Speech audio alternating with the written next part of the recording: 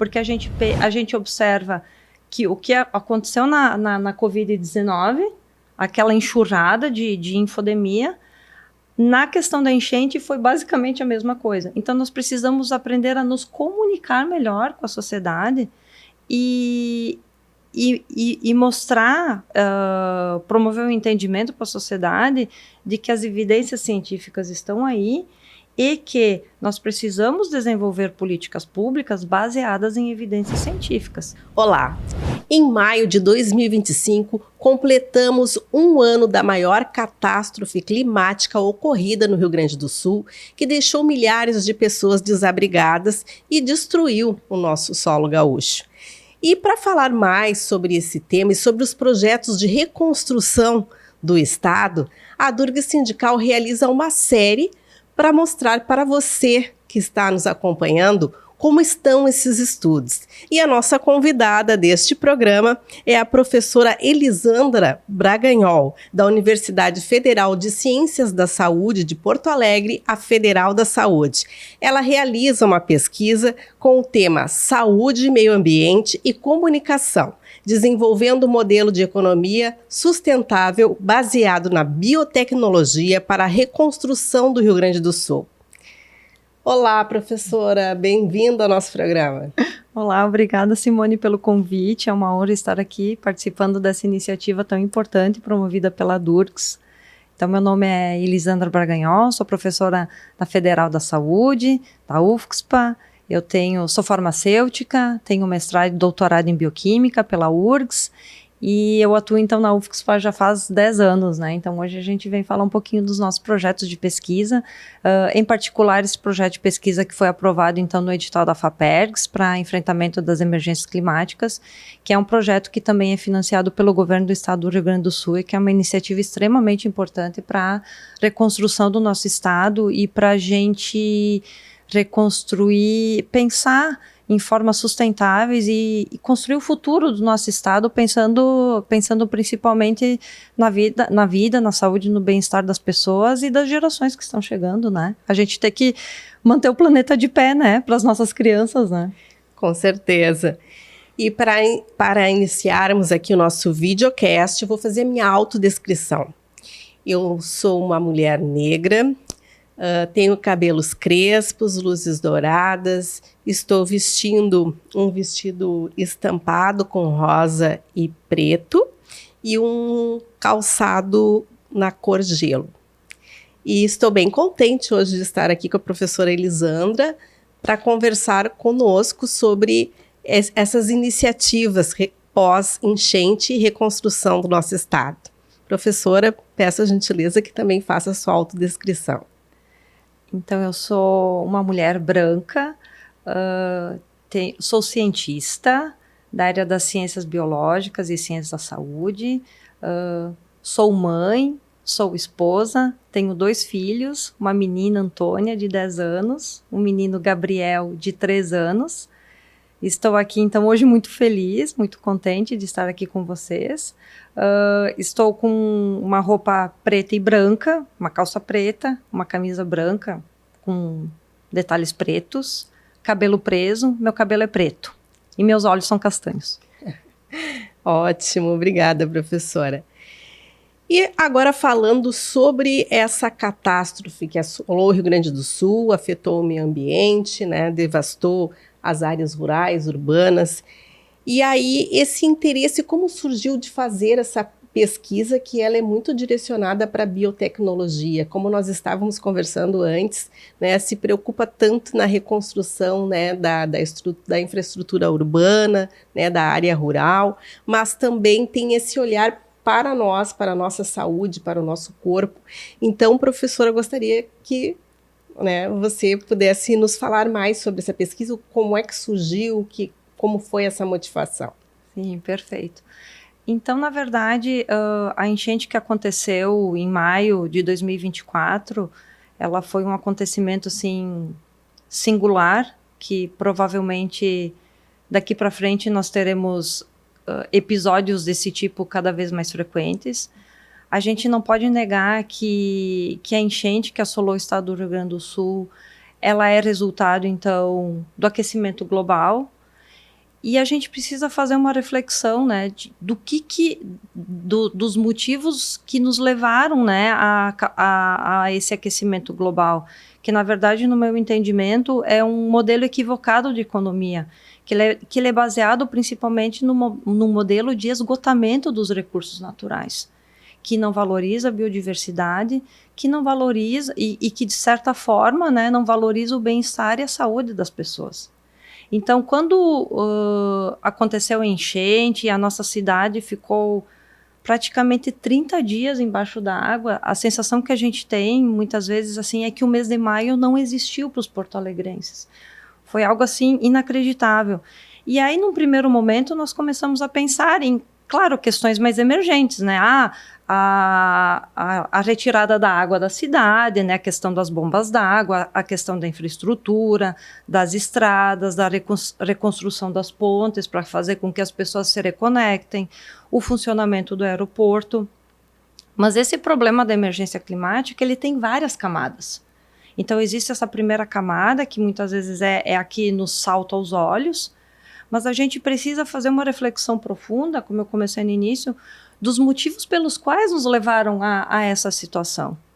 E nós precisamos, então, a partir disso, a partir do entendimento de que o nosso modelo econômico de geração de trabalho e renda, ele é um modelo que ele não é sustentável para o nosso planeta, nós temos que propor um novo modelo, nós temos que propor novas alternativas que sejam baseadas na valorização da biodiversidade e que façam uso, então, da biotecnologia e da geração de produtos de valor agregado que gerem emprego, que gerem renda, mas que, sobretudo, valorizem a nossa diversidade. Então, esse é o nosso entendimento. Para além disso, nós precisamos criar estratégias de melhor comunicar o que está acontecendo, os motivos pelos quais nós estamos enfrentando essa emergência climática e que resultaram, então, direto ou indiretamente na enchente que assolou nosso estado. Então, por isso que o nosso projeto também visa em estratégias de formar comunicadores em ciência.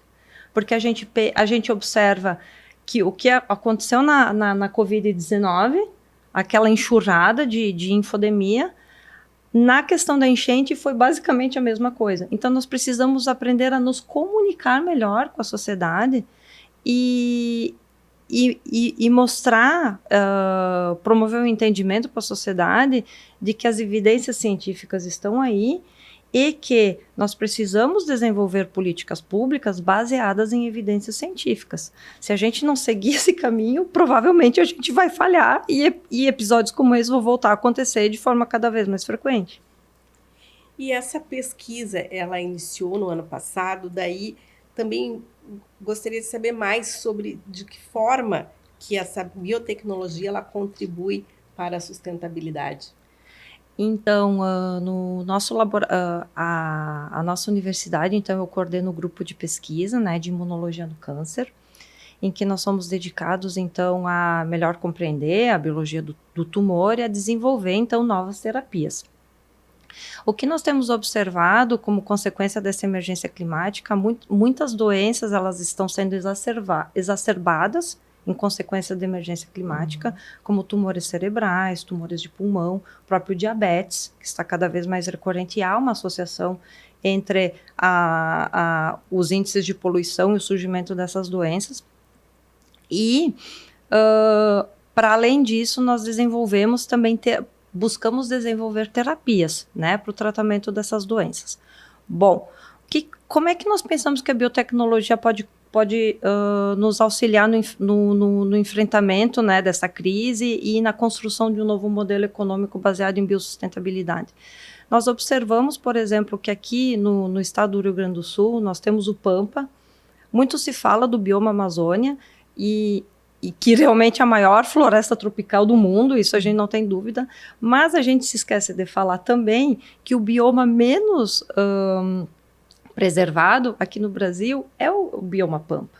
E nós temos uma riqueza de espécies, de biodiversidade ali, que são, do meu ponto de vista, poderiam ser melhor exploradas, né? Então, o que nós entendemos? A partir do momento em que um bioma ele passa a ser fonte de riqueza, ele passa a ser fonte de bioprospecção para a geração de novos produtos. Então, utilizando como princípio a biotecnologia, nós podemos identificar essas moléculas ativas, nós podemos desenvolver formas farmacêuticas baseadas em princípios de química verde e, com isso, então, desenvolver estratégias terapêuticas para o tratamento do câncer e de outras doenças que são exacerbadas por essa emergência climática, mas também que são o resultado, né, novas patologias que são o resultado dessa emergência climática.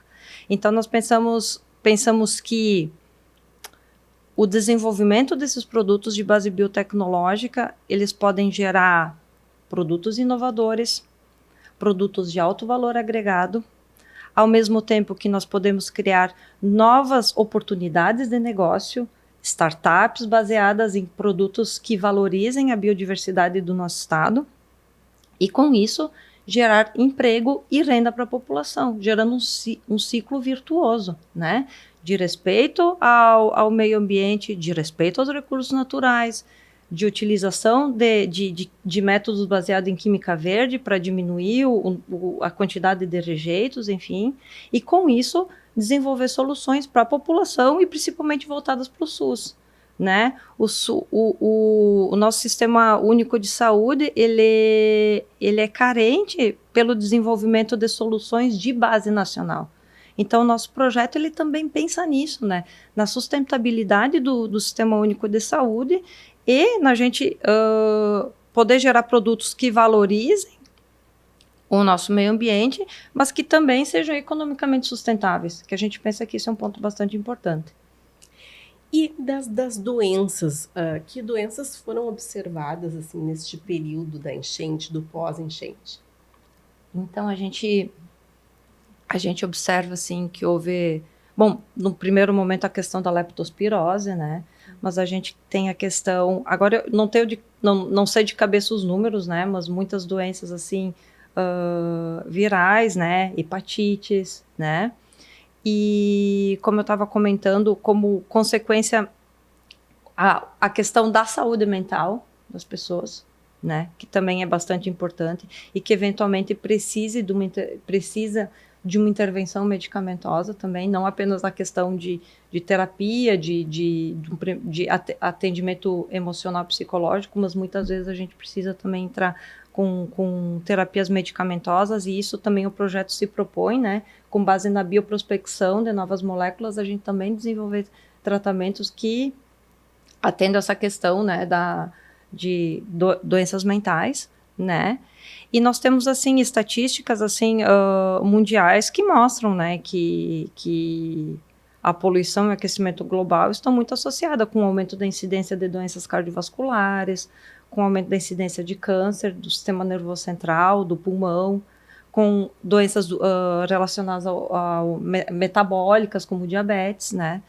Então, o que nós pensamos nesse projeto, né, é de utilizar a nossa biodiversidade como um campo para bioprospecção, a partir disso identificar aquelas moléculas com maior potencial de atividade biológica e a partir disso, então, desenvolver novas terapias também baseadas em nanotecnologia, que é um dos braços do nosso projeto. E como funciona essa nanotecnologia? A nanotecnologia, então, ela então, ela está em todas as áreas, né, na verdade, né? A gente, dentro da área da física, enfim, né, da química, né, na área farmacêutica, nós temos recentemente alguns poucos produtos lançados no mercado, né, que são produtos de base biotecnológica. Nós temos trabalhado bastante, existem diversas classes de moléculas que compõem, né, esse universo da nanotecnologia, né? Nós temos as nanocápsulas, nós temos as nanoesferas. No nosso laboratório, nós temos trabalhado bastante em parceria com o professor Helder Teixeira, da URGS, né, em que nós desenvolvemos formulações que são nanoemulsões e que elas visam, então, a aplicação nasal. Nós desenvolvemos um spray nasal para administração de moléculas bioativas. Então, esse spray nasal, ele se presta muito assim para fazer a entrega de moléculas ativas para o sistema nervoso central, principalmente. Então, pensando no tratamento de tumores cerebrais, que é uma área de grande estudo no nosso laboratório, mas também pensando no tratamento de doenças neurodegenerativas, né, que tem sido cada vez mais incidente no nosso planeta, um pouco pelo nosso estilo de vida, mas também pelo aumento da longevidade da população, né? Então, e essas a nanotecnologia, ela tem uma qualidade, assim, de que como a gente modifica, vou tentar falar de forma simples, né, para todo mundo entender, né, como a gente modifica a forma de entrega de uma molécula ativa, ela promove a liberação prolongada de um determinado ativo. Então, isso faz com que a gente consiga diminuir a concentração ou diminuir a dose de uma determinada molécula e esse efeito biológico, ele vai ser muito semelhante quando se eu administrasse uma molécula sem estar numa nanocápsula ou numa nanosfera ou numa nanoemulsão, né? De forma que eu tenho o mesmo efeito com uma concentração, uma dose menor. E isso resulta na menor incidência de efeitos colaterais, por exemplo. Então, isso assim, é algo que é bastante promissor, né? A gente está trabalhando muito nisso. E a gente está, inclusive, isso é uma das iniciativas, né, do nosso projeto, que é a seguinte. Nós temos muitos estudos na academia que demonstram potencial biológico de muitas moléculas, enfim, né? Nós temos... mas o que a gente observa? Há uma dificuldade da gente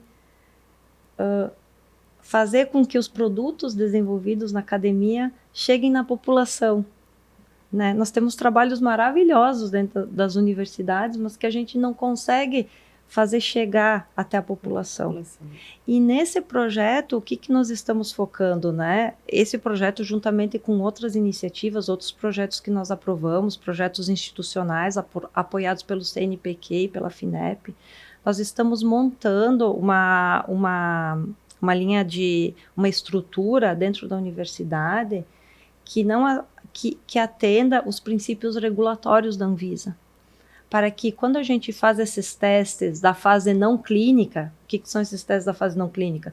São esses experimentos que a gente faz em cultura de células, utilizando modelos animais, que eles tenham todo o rigor, além de todo o rigor científico que nós temos, mas também que atendam todo o rigor regulatório, de forma que nós consigamos fazer estudos mostrando a eficácia, né, dessas moléculas, enfim, desenvolvendo produtos, como, por exemplo, o spray nasal, que nós estamos trabalhando, e que pode ser utilizado para veicular qualquer tipo de molécula ativa, e que a gente consiga juntar um arcabouço de informações que possa ser encaminhado para a agência regulatória, que no nosso caso aqui no nosso país é a Anvisa, e esse arcabouço de informações gerar subsídios para aprovação de estudos clínicos, em que a gente consegue fazer envolvendo empresas, de novo, né? Iniciativa do projeto, desenvolvendo empresas de base biotecnológica que atuem no desenvolvimento junto com os pesquisadores dentro da academia e que consigam desenvolver esse produto e que a gente consiga fazer o teste e os estudos clínicos de fase 1 e de fase 2. Né? Hoje em dia, o que a gente observa no nosso país? Nós temos, assim, o nosso país, ele é um campo muito utilizado para estudos clínicos de fase 3 e fase 4, né? Que são aqueles estudos mais multicêntricos e que normalmente são patrocinados pelas grandes empresas farmacêuticas, né? O que a gente também está querendo com essa iniciativa, e a gente entende que é uma iniciativa super audaciosa, mas nós precisamos começar de um ponto, e não só apenas eu que estou trabalhando nisso, nós temos todos um grupo de cientistas envolvido nisso, né? Tanto na nossa universidade, envolvendo outras parcerias também, né? Pesquisadores em outras universidades federais e comunitárias também, mas é da gente dar esse passo, construir massa crítica para que a gente consiga desenvolver estudos que sigam o rigor da legislação e que a gente consiga fazer esses estudos de fase 1 e fase 2. Normalmente, esses estudos clínicos de fase 1 e de fase 2, eles acontecem no país onde o produto é desenvolvido, onde ele é inventado, vamos dizer assim, né? Então, a gente está buscando chegar nesse ponto, né? Então, a gente espera ter êxito, né? A gente espera ter êxito. Essa é a nossa ideia. E a outra ideia, assim, que é bastante importante é o seguinte, é que nas universidades, nós temos nos programas de pós-graduação, nós temos formados mestrados, mestres e doutores. Então, a gente tem trabalhado na formação dos nossos alunos também que eles tenham esse entendimento do rigor científico, da parte da experimentação, mas que também eles tenham essa ousadia de empreender, né? De transformar, visualizar, tentar transformar as suas ideias em negócios, né? Então, esse projeto ele também pensa muito nisso, né? E aí, a partir disso, a gente vai do encontro de um novo modelo econômico, baseado em ciência, baseado em inovação, baseado em tecnologia e que respeite, então, a biodiversidade e siga os princípios da química verde. E a UFSPA também, ela teve vários projetos para a reconstrução do Estado. E como estão esses projetos agora, professora? Então, nós temos, assim, bastante envolvimento. Nós tínhamos agora a professora Lúcia, na época da enchente, a professora Lúcia Campos Pelanda foi a nossa reitora, então ela, assim, sempre representou muito bem a nossa universidade em todos os fóruns. Então, a professora Lúcia saiu, período de transição, agora a professora Jennifer, que era vice da professora Lúcia, que já vinha participando desses projetos. Então, a nossa universidade, ela integrou o comitê de crise, montado pelo governo do estado, e nós tivemos professores da nossa universidade também atuando, né? Uma das nossas professoras do programa de pós-graduação em psicologia, a professora Joana Navarro, também atuou ativamente. A professora Dinara Jaqueline Moura, como na época pró-reitora de pesquisa e pós-graduação, também atuou dentro desse comitê. E o que nós colocamos, né? Porque, como nós estávamos falando no início, né? Num primeiro momento, se pensou muito na questão estrutural, de engenharia, dos recursos hídricos, das bombas d'água, e isso realmente é muito, muito importante, eu não quero, muito importante. Mas o que a gente observou, assim, é que esse problema da enchente, ele é um problema extremamente complexo e que ele vai se revelando em diferentes camadas. E aí nós temos o entendimento de que havia muitos pontos, muitas prioridades elencadas, né, pelo comitê de crise, né, mas que a gente precisava dar uma ênfase um pouco mais para a saúde e o bem-estar das pessoas, porque, né, todos os danos de infraestrutura que aconteceram, eles vão resultar no prejuízo para a saúde das pessoas, né? Então a gente focou muito nessa questão. E por isso também esse foi um dos objetivos do projeto que a gente escreveu, né? De se valorizar essa questão da biotecnologia, da inovação, como mola propulsora para a promoção da saúde e bem-estar da população, né? E eu achei bem interessante também que tem ali no nome da pesquisa, no tema, trabalha também a comunicação. Sim. E de que forma que acontece isso nessa pesquisa? Sim, o nosso projeto ele foi dividido em 2 eixos, né? Como ele é um projeto em rede, envolve uma série de universidades, né? Aqui do nosso estado. ele tem 2 eixos. O primeiro eixo é a questão da biotecnologia e desenvolvimento de produtos e de novos negócios de base biossustentável. E o segundo eixo é o eixo da comunicação.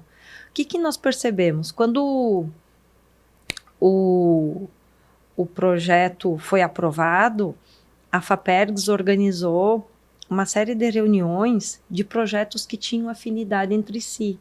Né? Então, agrupou lá o pessoal do Comitê das Ciências da Saúde, né? E aí eu, juntamente com os demais professores contemplados, o que a gente observou? Que todos os nossos projetos tinham uma face que envolvia a comunicação, né? Porque o que nós percebemos, né? Na contemporaneidade, a comunicação é um verdadeiro desafio. E desde a Covid-19, eu vinha pensando muito nisso, nós temos uma formação bastante científica, bastante técnica. Nós não recebemos treinamento. Quando eu fiz doutorado, e esse é um desafio que a gente precisa encarar e que esse projeto se propõe a encarar, é que é o seguinte: quando eu fiz a minha pós-graduação, nós éramos treinados para comunicar com os nossos pares. Hoje em dia, nós precisamos formar mestres e doutores que sejam capazes de se comunicar com os pares e com a sociedade. Isso é muito diferente, são habilidades completamente diferentes e que nós precisamos trabalhar isso. Então, e aí, desde a pandemia da Covid-19, agora na enchente, o que nós observamos? Que a infodemia tomou conta. A gente já tem muitas estatísticas mostrando que as notícias falsas, elas têm um alcance maior do que as notícias verdadeiras. Então, impondo mais um desafio para a questão da comunicação. O que eu penso particularmente? Nós, cientistas, existem pessoas assim que são comunicadoras natas, né? Que não são a maioria, porque isso é um dom, é um talento, né? Essa questão de se comunicar de forma fácil e fazer essa informação chegar de forma correta para todas as pessoas, né? Então, nós temos muitas iniciativas, mas quando a maior parte dos cientistas faz essa comunicação de forma intuitiva, né? Monta um site, monta um blog, monta um podcast, enfim, né? E eu penso que há ferramentas para isso. Né? Há técnica para isso, né? Por isso, nesse projeto, nós temos colocamos essa meta de fazer um programa de formação de comunicadores em ciência. Então, aquela pessoa que consegue... Existe técnica, por exemplo, para me escrever um texto científico com informações científicas que o público leigo entenda. Existe técnica, por exemplo, para a gente fazer um podcast ou para fazer um vídeo. Existe a entonação da voz, as palavras que tu vai usar. Tudo isso existe técnica. E traduzir essa linguagem mais científica para uma linguagem mais fácil das pessoas compreenderem é fundamental. Fácil, e ali está o desafio, que não se perca o conceito. Porque às vezes a gente tenta simplificar e o conceito ele acaba ficando distorcido. Então, isso é um grande desafio. Então, o que nós propomos? Nós propomos, na nossa universidade, na UFSPA, nós não temos um estúdio profissional para produção de conteúdo. Então, esse projeto ele prevê a formação de uma infraestrutura que vai ser aberta, não apenas para a comunidade interna, mas para a comunidade externa também, né? Para a produção de conteúdos tanto dentro do estúdio como fora. E nós prevemos também a realização de uma trilha de formação de comunicadores, né? Uma trilha assim, em que a gente vai contratar profissionais na área. E a nossa ideia é incluir o pessoal das ciências biomédicas, biológicas, que tem interesse em comunicação, e aquela gurizada, aquele pessoal, professores, docentes, enfim, né, técnicos também, né, que são da área da comunicação e que tem interesse na ciência. Então, botar esse pessoal junto, assim, para ter essa sinergia. E junto com isso, fazer uma trilha de formação, né, essa ideia é muito inspirada naquelas trilhas de formação do Sebrae, aquelas trilhas que eles fazem para empreendedorismo e inovação, né, em que eu tive a oportunidade de participar de uma dessas trilhas, eu pensei assim, a gente pode fazer uma trilha dessas para formar comunicadores em ciência. E aí profissionalizar, né? Então, quem tem interesse, quem tem aquele dom, aquele talento natural, ele vai ter o seu talento lapidado, vai receber as ferramentas que ele precisa. E aí, com isso, a nossa expectativa é que a gente consiga produzir conteúdo e que esse conteúdo consiga chegar de forma acessível à população e fazer a informação correta, né? Chegar para as pessoas. Porque, na verdade, a infodemia na área da saúde, ela mata.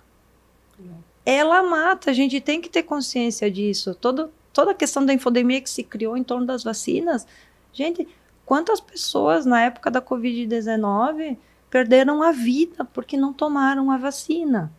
Então, esse é um assunto muito sério que a gente tem que tratar com a máxima, desculpa a redundância, com a máxima seriedade possível, e que a nossa ideia, então, é dar uma formação mais profissional. Né? Porque não é fácil combater as fake news. Não. E elas circulam de uma forma muito rápida. E aí, que bom que tem essa proposta, né, da ciência se mostrar de uma forma que realmente chegue até a população. Isso é fundamental. E de novo, insisto, assim como tem técnicas, que nem a gente fala no laboratório, tem técnicas para a gente fazer um sequenciamento gênico, tem técnicas para fazer um assemblote, também tem técnicas para comunicar. Então, é isso que a gente vai buscar fazer nesse projeto. Essa iniciativa, ela se alinha com um projeto institucional da nossa universidade, que é o projeto de letramento em saúde, que ele é um projeto que ele está recebendo financiamento da CAPES, e que é uma iniciativa da CAPES para justamente desenvolver essa expertise nos estudantes, né, de se comunicarem com a sociedade, de terem os seus projetos de pesquisa inseridos na sociedade. É um programa que a gente chama ProEST-PG, que é o Programa de Extensão na Pós-Graduação. Então, essa iniciativa que nós estamos tendo aqui nesse edital, ela se alinha também com a iniciativa institucional. Então, nós temos outros professores que estão envolvidos nisso. Então, a gente espera ter êxito nessa iniciativa, né? Daqui mais ou menos uns 8 meses, eu acho que a gente já vai ter uma ideia, né, de como vai estar o andamento dessa iniciativa. Dessa iniciativa. Uhum. Que bom, professora. Nós, a Durga Sindical, agradece a participação aqui no nosso programa, neste videocast, e parabéns por esse estudo que vai contribuir muito com a reconstrução do nosso estado. E aí, peço as suas considerações finais.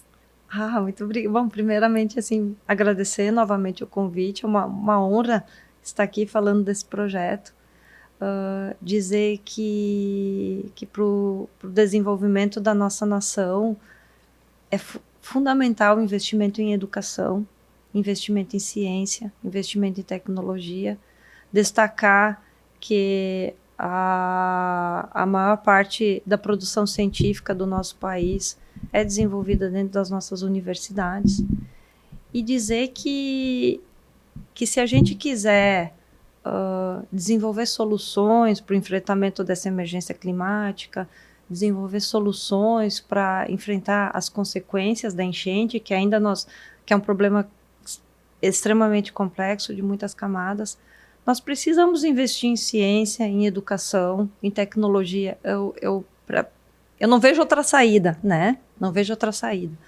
Então, a gente, enquanto professora, cientista da Federal da Saúde, a gente trabalha arduamente, né, para formar recursos humanos em nível de excelência, da nossa contribuição, né, especificamente nesse projeto, para a gente desenvolver novos produtos, para a gente desenvolver novos negócios, e com isso impulsionar, né, a economia do nosso estado, então gerar saúde, bem-estar, trabalho e renda para a nossa população. É isso que a gente busca enquanto cientista brasileiro, e E é isso que a gente espera alcançar, né? Então, sucesso para a Federal da Saúde. Obrigada, Simone. E nós ficamos por aqui. Para você que ainda não se inscreveu em nosso canal de YouTube, aproveite, deixe seu joinha, se inscreva no nosso canal. Se preferir ouvir o podcast dessa nossa conversa, acesse o nosso canal de Spotify. E também acompanhe a nossa comunicação em nossos canais, nas redes sociais também, no nosso portal www.adurgs.org.br. Até a próxima. Professor, quem luta contigo quando você precisa? A Durgs Sindical, à frente das principais lutas e conquistas dos professores federais. Filie-se!